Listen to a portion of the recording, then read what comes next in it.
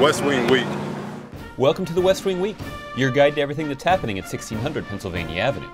This week, the President held a town hall at the University of Maryland, met with the Prime Minister of New Zealand, honored the World Series champions, spoke to Hispanic community advocates, and addressed the nation on the importance of compromising on a balanced approach to reduce the deficit. That's July 22nd to the 28th, or mutual disposition. America, after all, has always been a grand experiment in compromise. We have tried to live by the words that Jefferson once wrote. Every man cannot have his way in all things. Without this mutual disposition, we are disjointed individuals, but not a society.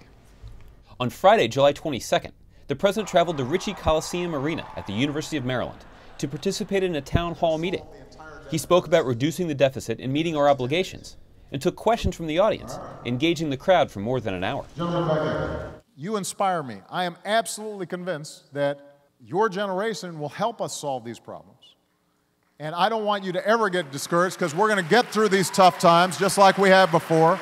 And America is going to be stronger, and it's going to be more prosperous, and it's going to be more unified than ever before, thanks to you. Later, Prime Minister John Key of New Zealand arrived at the White House for a meeting with the President in the Oval Office. The two leaders discussed the close friendship and partnership between our two countries and our cooperation in addressing challenges like Afghanistan and the famine in East Africa. At the end of the day, the President held a news conference to discuss the House Republican leaders' decision to walk away, once again, from talks to reach a compromise plan to reduce the deficit. I think I've been consistently saying here in this press room and everywhere that it is very important for us to raise the debt ceiling. We don't have an option on that. I mean, the American people are just desperate for folks who are willing to put aside politics just for a minute and try to get some stuff done.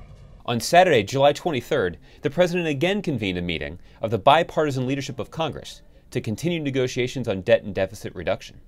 On Monday, July 25th, the National Council of La Raza invited the President to address over 1,500 Hispanic leaders at their annual conference, only the third time a sitting president has done so. We need your voice. Your country needs you. Our American family will only be as strong as our growing Latino community. Later, the President welcomed the San Francisco Giants to the White House to congratulate them on their World Series win, along with a special guest, the Say Hey Kid Hall of Famer Willie Mays. That night, the President addressed the nation from the East Room on the stalemate in Washington, D.C. about the best approach to cutting deficits and ensuring America doesn't default for the first time in our history. The American people may have voted for divided government, but they didn't vote for a dysfunctional government. So I'm asking you all to make your voice heard.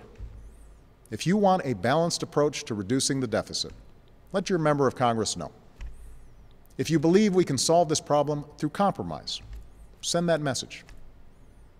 America, after all, has always been a grand experiment in compromise. On Tuesday, July 26th, the President started the day with wounded warriors on the White House basketball court, where he watched these heroes shoot around with some NBA players and play a full-court basketball game. The President then welcomed members of the American Legion Boys Nation to the White House. Later, he welcomed the Girls Nation. Also on Tuesday, the President and Vice President visited the Norwegian ambassador's residence in Washington, D.C. to offer their condolences on last week's tragic events in Oslo and Utøya Island. They shared their condolences in a book to the people of Norway and delivered letters on behalf of the First Lady and Dr. Biden.